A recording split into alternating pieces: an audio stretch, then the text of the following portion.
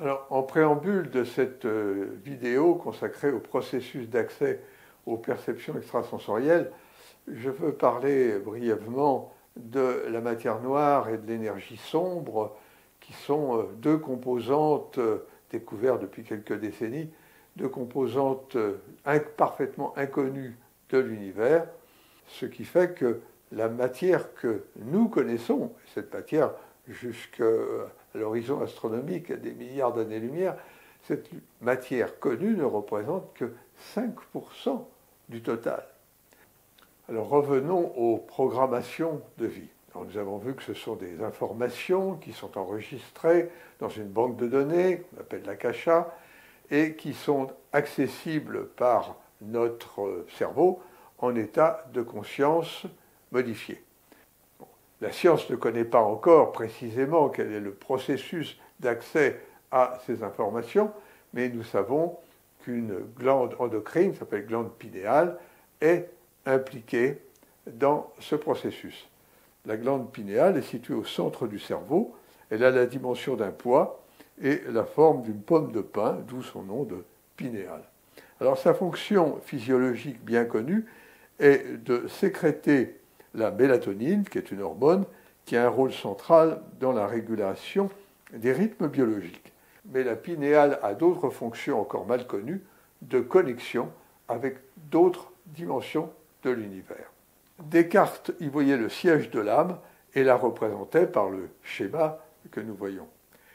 Dans la tradition hindouiste bouddhiste, elle est considérée comme le troisième œil pour avoir les mêmes fonctions que les yeux.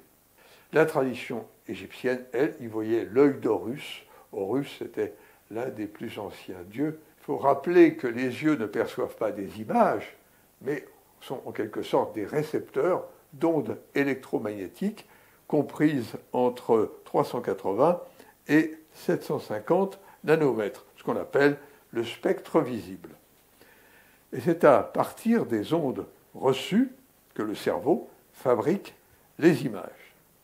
Alors on peut vraiment dire que le cerveau fabrique les images, car à partir d'un même flot d'ondes, le cerveau peut construire des images totalement différentes.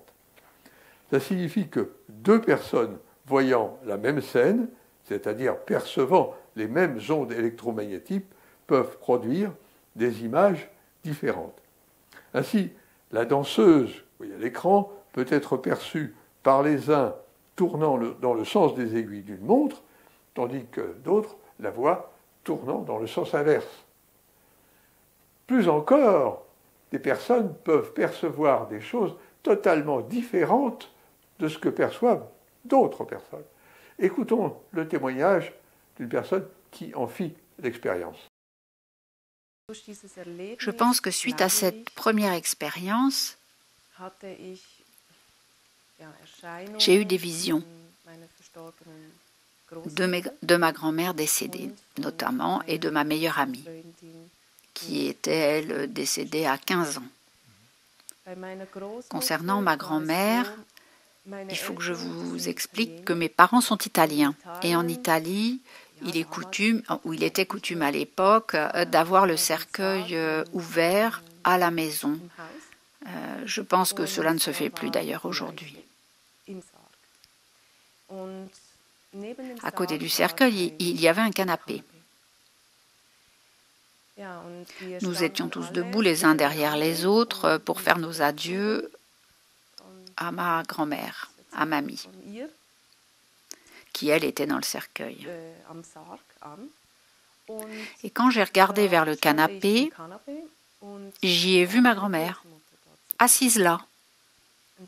Tout d'abord, j'ai cru à une illusion. Mais ensuite, elle m'a fait un geste pour me dire bonjour. J'ai hésité, puis j'ai pensé, la réalité, c'est qu'elle est allongée dans ce cercueil. Je me suis même demandé si elle avait pu ressusciter. En fait, je ne pouvais pas gérer la situation. Ensuite, elle a dit, « Tout va bien, hein, je suis là. » D'un coup, j'ai réalisé que c'était bien réel. Pour moi, en tout cas. Et je voulais avertir mon père. Alors, j'ai tiré sur sa veste. Il était devant moi. Je voulais lui dire regarde, c'est mamie. Et à ce moment-là, elle m'a fait non, non, non. Elle n'a pas parlé, elle m'a juste fait ce geste. Les gens auraient cru que j'étais devenue folle, je pense. Eux ne pouvaient voir ce que je voyais, donc je n'ai rien dit. Je me suis approchée du cercueil, j'y ai vu le corps et à côté, il y avait le canapé avec ma grand-mère assise dessus. C'était vraiment extraordinaire comme situation. Elle me souriait. Je savais donc que tout allait bien. J'étais très heureuse du coup. Je sautais partout. Mon père est venu à moi et m'a dit « Ne sois pas si heureuse, hein. Ta grand-mère est décédée quand même. » Ainsi, alors que ses yeux recevaient évidemment le même flot d'ondes que les yeux des autres personnes de sa famille, elle seule aperçut l'image de sa grand-mère. Celle-ci se trouvant très probablement dans cette dimension inconnue de notre univers, énergie sombre, matière noire. La comparaison entre les structures de l'œil et de la glande pinéale vient confirmer la réalité de ce rôle identique de l'œil et de la pinéale. Nous voyons que la rétine est tapissée de photorécepteurs, les cônes et les bâtonnets, qui transforment les ondes électromagnétiques reçues en signaux nerveux envoyés vers le cortex visuel qui créera les images. La glande pinéale est aussi dotée de bâtonnets comparables à ceux de la rétine, ce qui démontre les fonctions identiques de réception d'ondes électromagnétiques.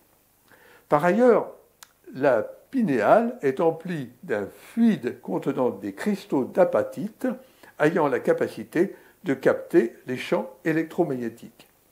Ainsi, la pinéale est une sorte d'antenne réceptrice d'ondes électromagnétiques. La pinéale a des fragilités, en particulier à cause de l'âge et de mauvaises conditions de vie. La pinéale va se calcifier, c'est-à-dire du calcium va se déposer sur la pinéale, ce qui va certainement contribuer à diminuer son efficacité. Alors, des recherches sont encore nécessaires pour mieux comprendre le fonctionnement de la pinéale et le processus qui permet de percevoir la programmation de l'akasha.